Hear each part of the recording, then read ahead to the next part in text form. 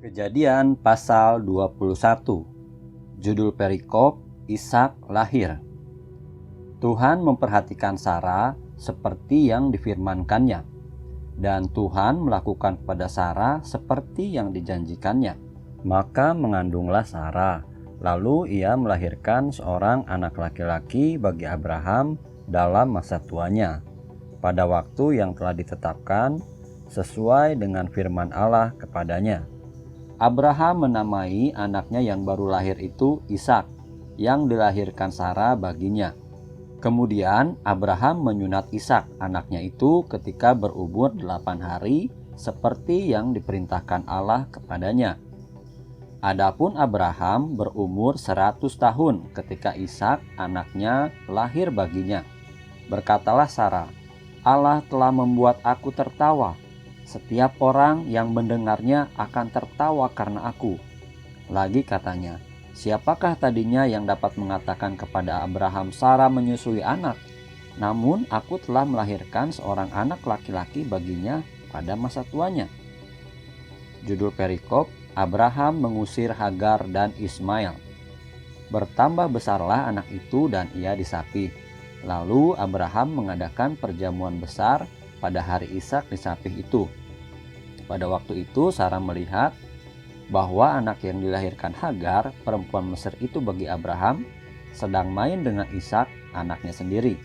Berkatalah Sarah kepada Abraham, usirlah hamba perempuan itu beserta anaknya, sebab anak hamba ini tidak akan menjadi ahli waris bersama-sama dengan anakku Ishak. Hal ini sangat menyebalkan Abraham oleh karena anaknya itu.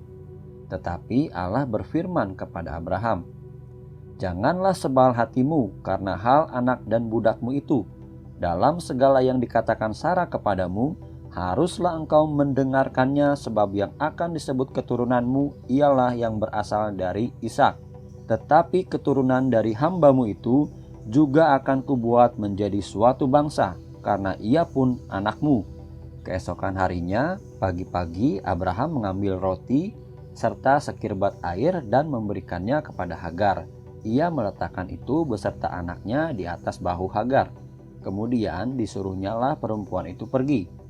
Maka pergilah Hagar dan mengembara di padang gurun Beersheba.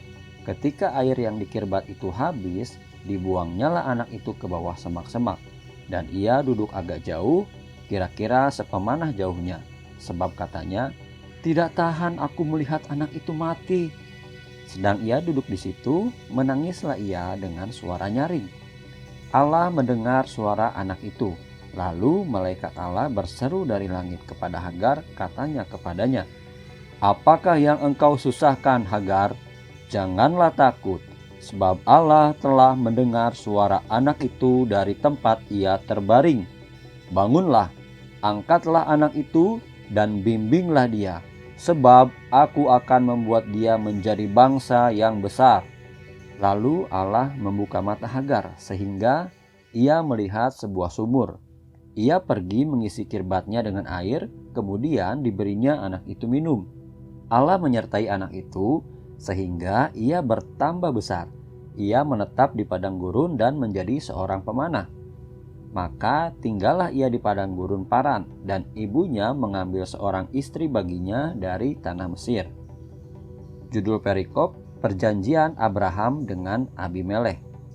Pada waktu itu Abimelekh beserta Pikhol, panglima tentaranya, berkata kepada Abraham, Allah menyertai engkau dalam segala sesuatu yang engkau lakukan. Oleh sebab itu, bersumpahlah kepadaku di sini demi Allah, bahwa engkau tidak akan berlaku curang kepadaku, atau kepada anak-anakku, atau kepada cucu cicitku, sesuai dengan persahabatan yang kulakukan kepadamu.